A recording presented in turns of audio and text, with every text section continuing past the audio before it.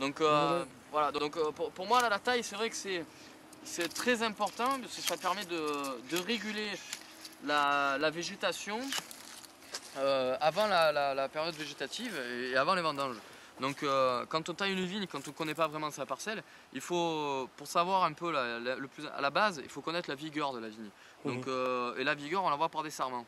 Donc des sarments qui sont très gros, bon, ceux-là je dirais qu'ils sont dans une taille assez normale. Donc peut-être qu'après on en verra des plus gros, mais peut-être pas sur les cinceaux. Mais des sarments très gros, bah, ça veut dire qu'il y a une vigueur trop importante, donc il faut calmer cette vigueur. Parce qu'une vigueur trop importante, ça voudra dire une grosse production de grappes, un essimage précoce. Donc il faut réfléchir à tout cela. Donc une vigueur trop importante, il faut voir où ça peut être été taillé trop court, tout simplement. Ou alors c'est vraiment parce que c'est des jeunes vignes, c'est un sol trop vigoureux et à ce moment-là il faut la calmer d'une certaine manière. Et la calmer c'est tout simplement par la végétation. Si on veut calmer une vigueur, il faut laisser plus de végétation. Pour répartir la vigueur, au lieu de, si on a une vigueur très importante sur 8 sarments, et ben à ce moment-là on va peut-être en laisser 10 ou 12. Voilà. Donc, et la taille en fait c'est ça la réflexion de la taille. Une vigne trop vigoureuse, eh ben, il faut calmer sa vigueur. Et c'est à la taille qu'on le réfléchit tout ça. C'est pas un autre moment parce qu'après à l'épamprage, qu'est-ce que vous allez faire? Vous allez laisser des pampres de plus, mais ça va pas forcément être bien équilibré. Alors que là, la taille, on va, là surtout sur les gobelets, hein, on va répartir, on va former la vigne. Donc c'est vraiment ça qui est très important. Donc la priorité, c'est regarder vraiment les sarments. Et après, bon, c'est vrai qu'on a une législation sur Bandol, hein, c'est 3-4 porteurs, 3-4 porteurs à 2 yeux francs. Donc les porteurs, hein, bien sûr, c'est voilà, ça, c'est ce que l'on va laisser. C'est ce qui va permettre de faire partir 2 pampres, hein, par la suite, hein, ou à chaque bourgeon. Hein. Voilà. Donc la base elle est là. Maintenant, si on a une vigne trop vigoureuse, ben, des fois ça peut m'arriver d'en laisser un peu plus. D'en laisser un peu plus de porteurs. Mais par contre, des fois, plutôt qu'une vigne qui est mal répartie végétativement, je vais peut-être laisser 5 ou 6 porteurs, mais avec un seul œil franc. Donc voilà, il y a toute une répartition, toute une réflexion qui se fait autour de ça. Ou plutôt que de laisser 4 porteurs à 2 yeux francs, je vais peut-être en laisser 6 à un œil franc et quelques-uns à 2 yeux francs. En fait, je répartis la végétation de cette manière-là. Donc là, on voit, il y a l'axe de la vigne, l'axe de la rangée.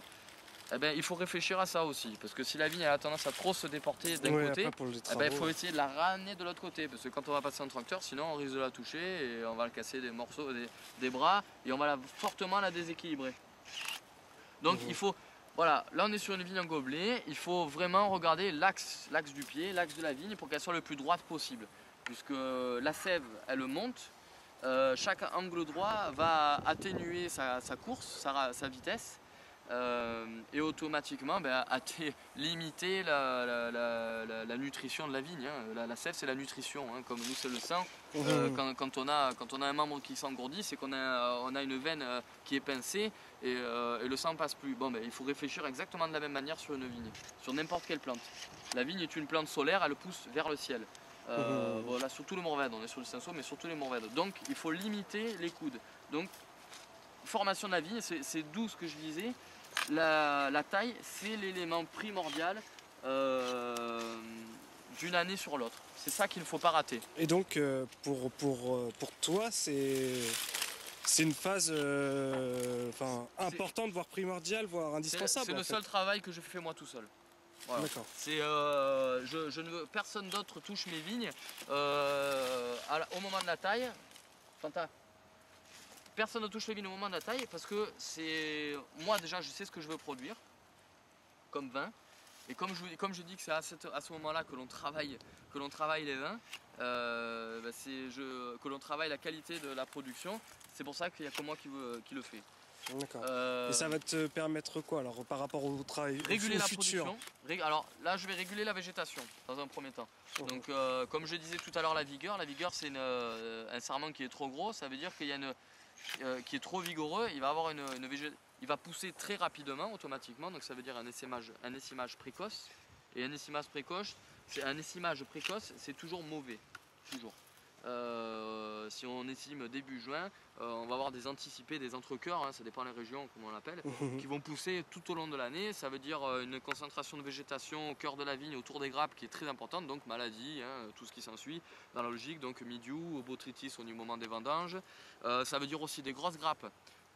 Si on a par exemple, si on laisse 3 porteurs, là franchement sur ces tailles là normalement on laisse que 3 porteurs, hein. Traditionnellement je couperai là par exemple, mais vaut mieux avoir plus, là ça veut dire officiellement un porteur à deux bourgeons, ça veut dire 2 pampres, chaque pampre est égal à 2 grappes théoriquement. Donc ça veut dire que là j'ai 4, 8, 12 et 16 théoriquement. Dans la réalité, quand une vigne est moins vigoureuse, on ne va pas forcément avoir 2 grappes par pampre. C'est pas une réalité. C'est la théorie biologique. Et le fait de limiter la vigueur énormément, je vais répartir la végétation et j'aurai peut-être 8 grappes. Officiellement à Bandol c'est 6, 7.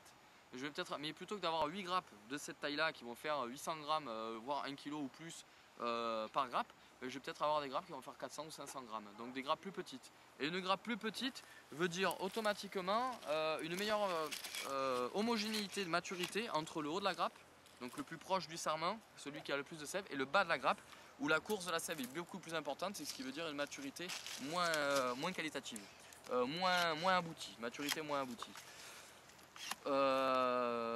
Donc il faut réfléchir à ça. Là on voit, on a des sarments qui vont être plus gros, hein, celui-là il est plus gros.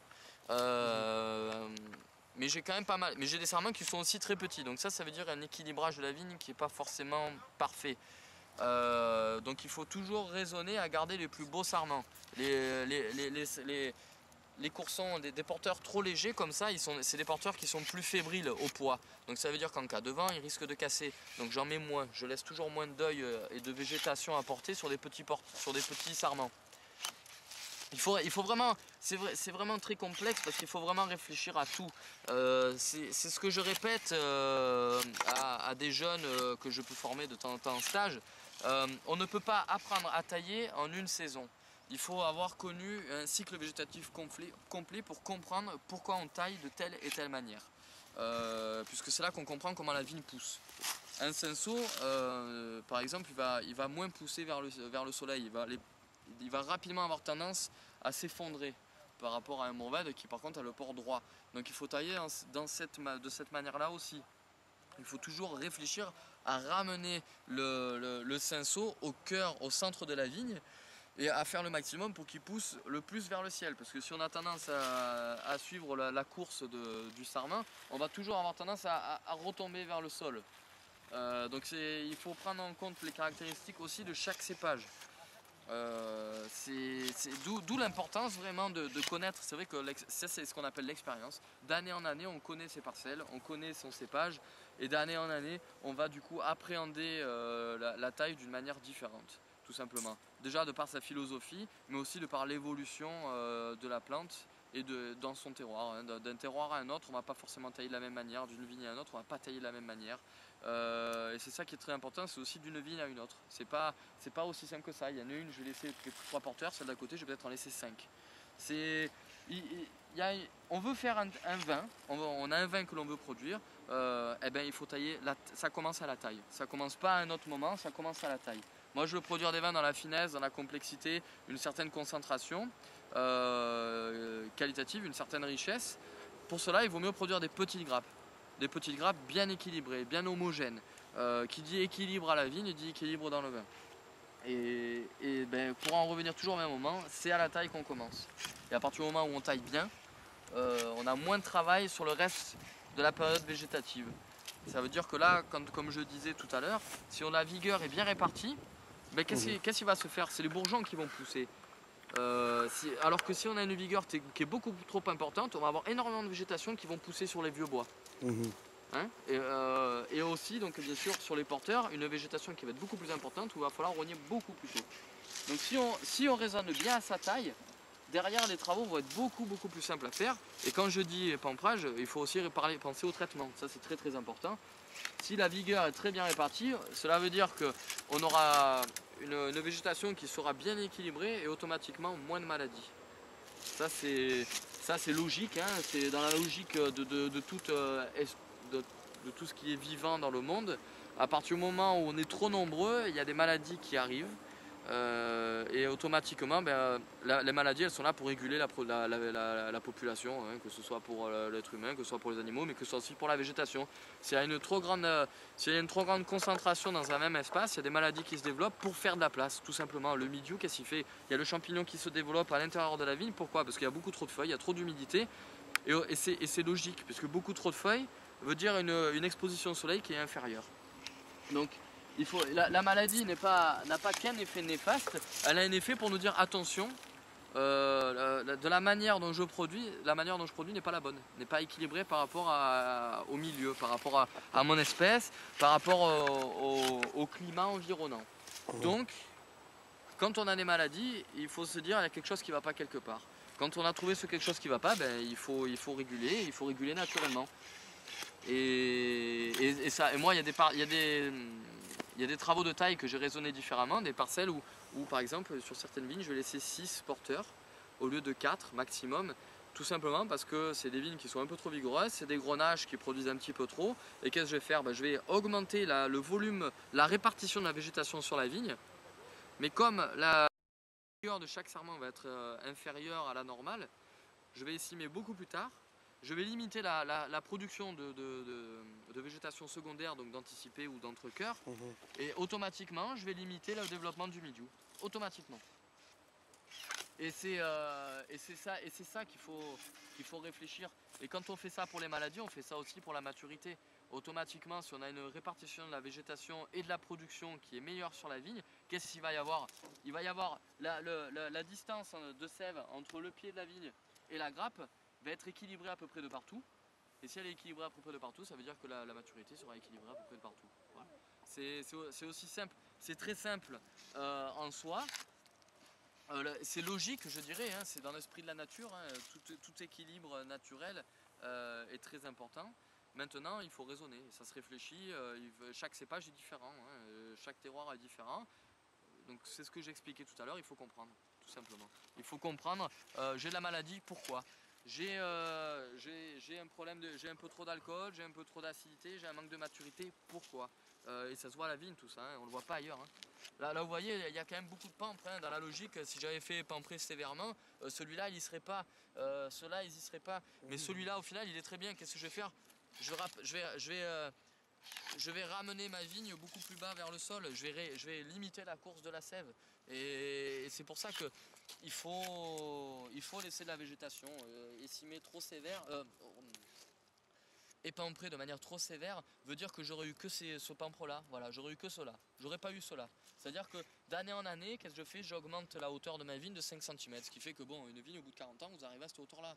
Et on en voit des vignes à des hauteurs d'homme. Hein. Pourquoi? Parce que la taille n'est pas raisonnée de la bonne manière.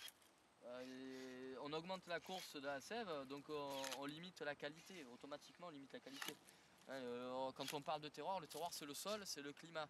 C'est l'interaction entre la vigne, le climat et le sol.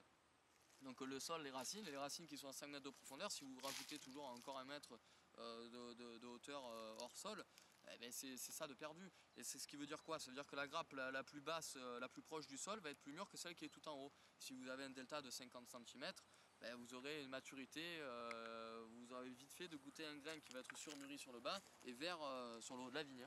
Et ça on le voit, vous revenez pendant les vendanges, vous goûtez le raisin en bas de la grappe, le raisin en haut de la grappe, déjà on voit une différence. Donc ça part de là, hein. Le raisonnement il part de là. Quand on comprend que sur le bas de la grappe et sur le haut de la grappe, la maturité elle est différente, qu'est-ce qui veut dire? Il faut rapetisser la taille de la grappe, automatiquement, c'est logique. Donc c'est tout un travail de raisonnement, hein. C'est comme n'importe quel végétal, on raisonne dans un espace environnant, dans une nature que l'on ne peut pas maîtriser. Qu'est-ce qu'il faut faire? Faut prendre en compte tous ces paramètres. Quel type de vin on veut produire déjà, dans quel esprit. Et à partir du moment où on a pris en compte tous ces paramètres, il faut travailler, il faut réfléchir autour de ça. Et ça, la réflexion, elle se fait en amont. Hein. C'est pas au moment où on arrive sur la vigne que l'on sait ce qu'il faut faire. C'est en fonction de ce que l'on produit, hein, tout simplement. Il y a beaucoup de choses à dire hein, sur la taille. Et il n'y en a jamais assez. Il y en aura encore un bon paquet à dire. Mais après, comme je disais tout à l'heure, pour comprendre la taille, il faut faire un cycle végétatif complet et il faut aussi être dans cette logique-là. Quelqu'un qui est absolument pas dans la même logique que moi, il ne comprendra pas, c'est pas possible. Quelqu'un qui est dans une logique de production, il ne fera pas comme moi, c'est automatique. Mais quelqu'un qui est dans la même logique que moi, il comprendra. Parce qu'après, il y a d'autres paramètres, il y a d'autres techniques, par exemple, que j'utilise qui ne viennent pas de chez nous. Comme la taille, c'est la taille en poussard, ce qu'on appelle. C'est un ami en Bourgogne qui m'a dit ça, qui travaille aujourd'hui en Bourgogne. C'est ce principe-là. La logique, quand on l'apprend à l'école, on va dire, on taille à ras. Donc on taille là, on taille vraiment à ras. C'est sûr que c'est plus propre. Nous, il faut savoir qu'à Bandol, notamment avec les mourvèdres, on a un gros problème de maladie du bois, l'ESCA, qui pullule énormément. Et cette maladie du bois, elle se transmet en priorité à la taille et donc par le bois, à l'intérieur du bois. Hein. C'est une maladie qui développe, ils ont recensé 9 champignons, je crois, à l'intérieur du bois qui fait pourrir la vigne de l'intérieur et qui la tue. Hein. Donc à la plaie de taille, quand la maladie elle rentre, c'est à ce moment-là quand elle est à l'air, quand elle n'est pas sèche. Donc si on taille à ras, que la maladie elle pénètre, elle est directement dans le vieux bois, dans le bois, dans la partie vivante de la vigne. Donc il faut limiter cet impact-là. Donc la priorité c'est tailler le plus tard possible, au moment où il y a les montées de sève. Donc ça c'est en mars, seulement on ne peut pas tout tailler en mars. Il y en a qui le peuvent, moi personnellement je ne peux pas. Donc il y a ce principe-là de la taille poussard qui est ce qu'on appelle, on fait un cône de dessèchement, tout simplement. C'est-à-dire qu'on taille pas propre, on taille sale, hein, on va dire grossièrement. C'est-à-dire qu'on va laisser, au lieu de tailler à ras ici, je vais laisser plus haut, ce qui fait que cette partie-là va dessécher, donc la maladie elle va rentrer, mais comme cette partie-là va dessécher, elle va pas avoir le temps de pénétrer dans le vieux bois, tout simplement. Voilà. Donc comme c'est une partie qui va être morte. Donc comme la sève ne passera plus, il ne va plus avoir de végétation qui va se développer, donc la sève ne viendra plus dans cette partie-là. Cette partie-là va dessécher. L'année d'après, hein, c'est ça, vous voyez. L'année d'après, qu'est-ce que je fais? Je coupe, c'est mort. Voilà, tout simplement.